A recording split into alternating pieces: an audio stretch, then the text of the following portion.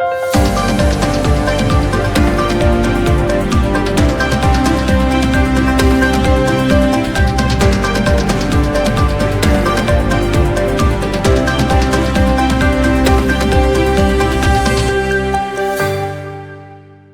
warga Jakarta, jumpa lagi bersama saya Anton Haryadi dalam program Berita Jakarta hari ini.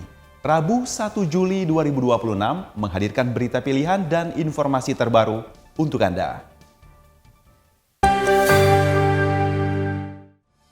Warga Jakarta, sebelum kita ke berita utama, dari meja redaksi telah kami siapkan 3 berita pilihan dari website beritajakarta.id berikut ini. Gubernur DKI Jakarta Pramono Anung bersama Jaksa Agung Burhanuddin meresmikan gedung kantor Kejaksaan Negeri Jakarta Utara pada Selasa 30 Juni 2026. Pembangunan gedung ini menggunakan dana hibah provinsi sebesar 100 miliar rupiah dan dana KLB 57 miliar rupiah. Peresmian ini menunjukkan kolaborasi yang baik antara pemerintah daerah dan penegak hukum. Fasilitas MCK komunal di Kelurahan Tomang, Jakarta Barat diresmikan Wakil Gubernur DKI Jakarta Rano Karno. Fasilitas yang dibangun oleh BUMD Paljaya ini bertujuan meningkatkan kualitas sanitasi sekaligus mendukung deklarasi kawasan bebas buang air besar sembarangan. Paljaya akan mengajak lintas sektor berkolaborasi melalui program CSR Gerakan Bangun MCK. Dinas Kebudayaan DKI Jakarta resmi meluncurkan platform digital Koleksi Jakarta. Platform terintegrasi ini menghadirkan lebih dari 1.400 objek dari 11 museum. Inovasi ini diharapkan dapat mempermudah masyarakat dalam mengakses serta mempelajari warisan budaya Jakarta secara daring. Informasi selengkapnya, warga Jakarta bisa langsung kunjungi website beritajakarta.id, website berita resmi pemerintah Provinsi DKI Jakarta.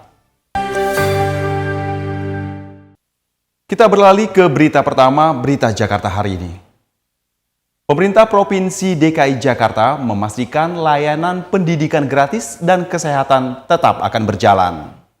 Pemotongan dana dari pemerintah pusat dipastikan tidak akan mempengaruhi program prioritas untuk warga Jakarta. Selain kemampuan anggaran, pemerintah Provinsi DKI Jakarta akan menerbitkan obligasi untuk tambahan dana sebesar 3,5 triliun rupiah. Langkah pemerintah Provinsi DKI Jakarta menerbitkan obligasi daerah diambil sebagai alternatif pendanaan di tengah adanya pemotongan anggaran sekitar 15 triliun rupiah. Awalnya, Pemprov DKI Jakarta berencana membentuk Jakarta Collaboration Fund. Namun karena terkendala regulasi, akhirnya memilih obligasi daerah karena dinilai lebih mudah terrealisasi dengan menggandeng Kementerian Keuangan. Untuk apa 3,5 triliun ini? Yang pertama untuk pendidikan, yang kedua untuk salah satunya modal awal membangun rumah sakit sumber waras. Ini betul-betul untuk tujuan yang paling mendasar, paling elementer di Jakarta. Bukan untuk hal yang bersifat bisnis dan sebagainya. Pramono optimis obligasi daerah di ibu kota ini akan diminati oleh para investor. Ia juga menjamin kemampuan APBD Jakarta sangat cukup untuk membayar lunas kewajiban tersebut karena nilainya masih relatif kecil bagi kapasitas fiskal Jakarta. Tim Berita Jakarta melaporkan. Kita beralih ke berita selanjutnya. Pemerintah Provinsi DKI Jakarta terus berupaya untuk menciptakan kenyamanan dan ketertiban untuk warganya.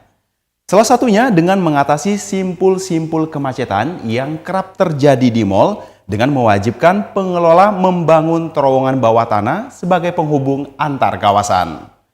Gubernur DKI Jakarta Pramono Anung akan bertindak tegas menaikkan pajak pengelola mal yang enggan atau menolak solusi untuk mengatasi kemacetan. Kemacetan lalu lintas di sekitar kawasan pusat perbelanjaan kerap terjadi, salah satunya di kawasan Senayan City dan Plaza Senayan, Jakarta Pusat. Salah satu penyebabnya adalah arus keluar masuk kendaraan pengunjung kedua mal yang berhadapan. Gubernur DKI Jakarta Pramono Anung mengatakan, pemerintah Provinsi DKI Jakarta memberikan perhatian serius dalam penanganan kemacetan. Pemerintah Provinsi DKI Jakarta telah meminta pembangunan terowongan penghubung antara Senayan City dan Plaza Senayan. Namun, proyek tersebut tidak kunjung terrealisasi lantaran kedua pengelola mal enggan mengurungkan ego masing-masing. Dalam diskusi di Bursa Efek Indonesia, Pramono menegaskan akan mengambil langkah tegas apabila kedua pengelola tidak menjalankan instruksi tersebut. Saya bilang, kalau nggak mau disambungkan, ya udah pajaknya kita naikkan karena mengganggu lalu lintas. Itulah cara kerja. Ancaman kenaikan pajak ini dinilai sebagai langkah paling efektif untuk memaksa kedua pengelola mal swasta tersebut duduk bersama. Menurut Pramono, kenaikan pajak dapat dibenarkan karena aktivitas kedua pusat perbelanjaan berkontribusi terhadap kemacetan dan mengganggu aktivitas masyarakat. Padahal, proyek terowongan penghubung ini diyakini mampu berdampak positif dan saling menguntungkan bagi Plaza Senayan maupun Senayan City. Tim Berita Jakarta melaporkan. Kita masuk ke segmen Info Jakarta. Ada kabar baik nih buat warga Jakarta. Buat kamu yang punya mimpi bekerja atau berkarir di Jepang, PPKD Jakarta Pusat buka pelatihan bahasa Jepang gratis.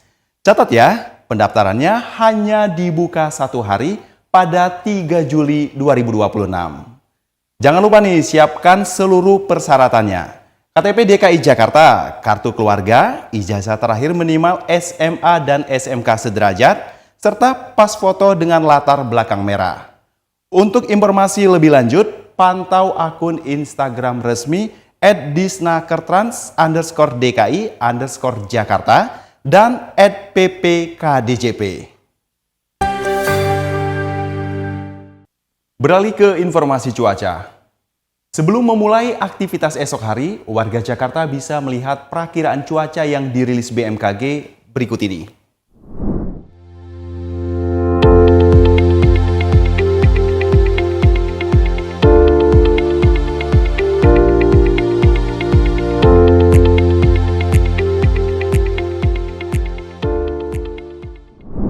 Masyarakat diimbau tetap waspada terhadap perubahan cuaca. Demikian program Berita Jakarta hari ini. Terima kasih atas kebersamaan Anda. Saya Anton Haryadi dan tim yang bertugas pamit undur diri. Menyongsong 5 abad Jakarta, Jakarta kota global dan berbudaya. Salam Berita Jakarta.